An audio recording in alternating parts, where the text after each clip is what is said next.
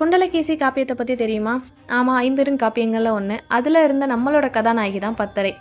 ஒரு நாள் ஒரு பெரிய சந்தை, பெரிய ஊருக்கு நடுவில் மக்கள் எல்லாரும் ஒரு விஷயத்த வேடிக்கை பார்த்துட்டு இருக்காங்க. அது என்ன அப்படின்னா, ஒரு திருடனை கைது பண்ணி கூட்டிகிட்டு போயிருக்காங்க. அந்த திருடன் பேர் தான் காலன். காலனை பார்த்ததுமே பத்தரைக்கு அவன் மீது காதல் வருது. தன்னோட தந்தைகிட்ட சொல்லி அவனை விடுவிக்க சொல்லி திருமணமும் செஞ்சுக்கிறாங்க. அவள் உண்மையான அன்போட திருமணம் செஞ்சுக்கிட்டாலும் ஆனால் அவனுக்கு அதில் விருப்பம் இல்லை. அவனை பொறுத்த வரைக்கும் அவளோட செல்வம், நகை இதெல்லாம் கொள்ளையடிச்சிட்டு போகிறதுல தான் இருந்திருப்பான். ஒரு நாள் அவளை ஒரு பெரிய மலை உச்சி மேலே கூட்டிகிட்டு போவான். அங்கே போய் சொல்லுவான், இப்போ நான் அவனை தள்ளிவிட போகிறேன், உன்னோட நகைகள்லாம் எனக்கு கலட்டி கொடுத்தே ஆகணும், உனக்கு தப்பிக்கிறதுக்கு வேறு வழியே இல்லை அப்படின்னு சொல்லுவான். தன்னோட புத்திசாலித்தனத்தை பயன்படுத்தின பத்தரை சொல்லுவாங்க, நான் என்னோட ஆபரணங்கள் எல்லாம் கடத்தி தந்துடுறேன், இறந்து போகிறதுக்கு முன்னாடி கணவனை சுற்றி வந்து அவன் காலில் விழுந்து வழங்கிட்டு இறக்கணும் அப்படின்றதான் என்னோட கொள்கை, அதை நான் செய்கிறதுக்கு மட்டும் அனுமதி கொடுன்னு சொல்லவும் அவனும் அனுமதி கொடுக்குறான்.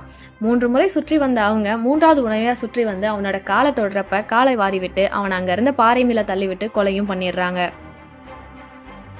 கணவன் போயிட்டான், கல்வன் ஆயிட்டான், தன்னையே கொல்றதுக்கு வந்துட்டான் கஷ்டத்துலையோ வருத்தத்திலையோ அவங்க ஒரு தப்பான முடிவு எடுக்கலை. அவங்க ஒரு பெண்ணா தைரியமாக முக்கியமான ஒரு முடிவு எடுத்திருக்காங்க.